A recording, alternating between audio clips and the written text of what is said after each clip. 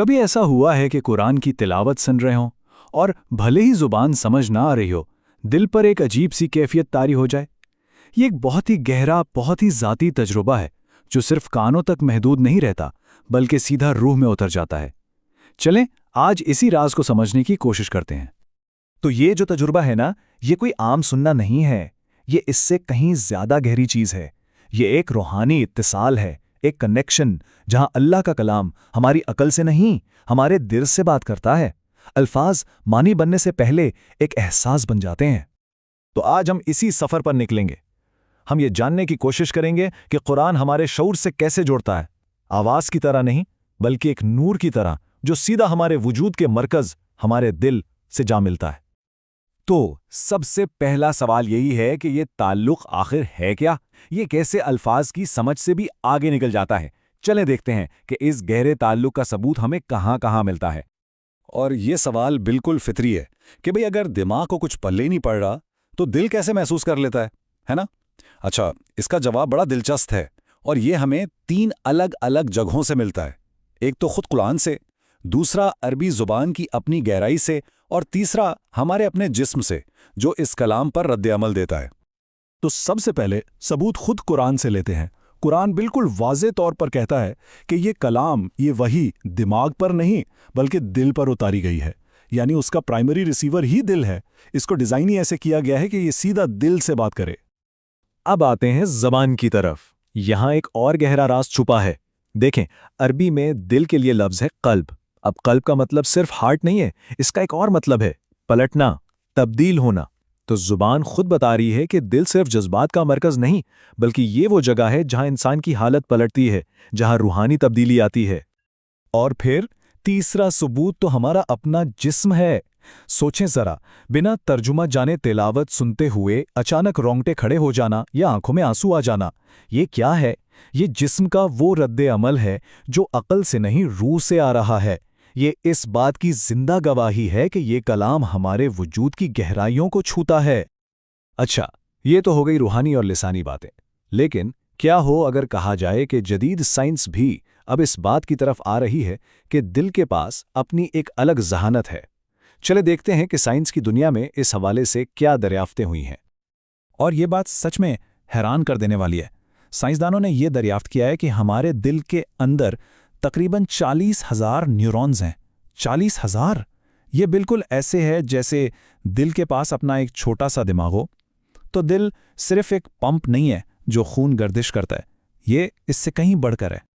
اور جو دل اور دماغ کا تعلق ہے نا، وہ ویسا نہیں ہے جیسا ہم عام طور پر سمجھتے ہیں۔ ہم سوچتے ہیں کہ دماغ باس ہے اور دل کو حکم دیتا ہے، لیکن حقیقت میں دل دماغ کو کہیں زیادہ سگنلز اور معلومات بھیجتا ہے۔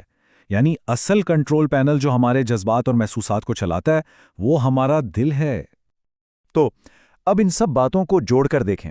اگر دل ہمارا بنیادی پروسیسر ہے، ہمارا اصل کنٹرول سینٹر، تو پھر یہ بات سمجھ آتی ہے کہ قرآن کو اسی پروسیسر یعنی دل سے ہم کلام ہونے کے لیے ڈیزائن کیا گیا ہے۔ یہ ہمارے وجود کے آپریٹنگ سسٹم سے براہ راست ڈائریکٹ کمیونیکیشن کرتا ہے۔ اچھا، تو اب ہم یہ جان گئے کہ قرآن دل سے بات کرتا ہے۔ تو اگلا سوال یہ ہے کہ یہ ہماری اندرونی دنیا پر کام کیسے کرتا ہے؟ یہ کیسے ہماری روح کی مختلف تہوں تک پہنچ کر شفا کا باعث بنتا ہے؟ چلیں اپنے شعور کی ان تہوں کو ذرا سمجھنے کی کوشش کرتے ہیں۔ دیکھیں، ہم اپنے شعور کو سمجھنے کے لیے 3 حصوں میں بانٹ سکتے ہیں۔ سب سے اوپر ہے ہمارا بیدار ذہن، یعنی ہماری عقل، ہماری منطق۔ اس کے نیچے ہے ہمارا لاشعور۔ یہ وہ جگہ ہے جہاں ہمارے سارے جذبات، پرانے غم، خوف، سب کچھ جمع ہوتا ہے۔ اور سب سے گہری سطح پر ہے ہماری روح، جو روحانی دنیا سے جڑنے کی صلاحیت رکھتی ہے۔ اور یہی وہ وجہ ہے کہ ایک ہی آیت جب ہم مختلف وقتوں میں سنتے ہیں تو اس کا اثر بھی مختلف ہوتا ہے۔ کیوں؟ کیونکہ قرآن ہمارے وجود کی اس تہہ سے بات کرتا ہے جسے اس وقت، اس لمحے شفا کی سب سے زیادہ ضرورت ہوتی ہے۔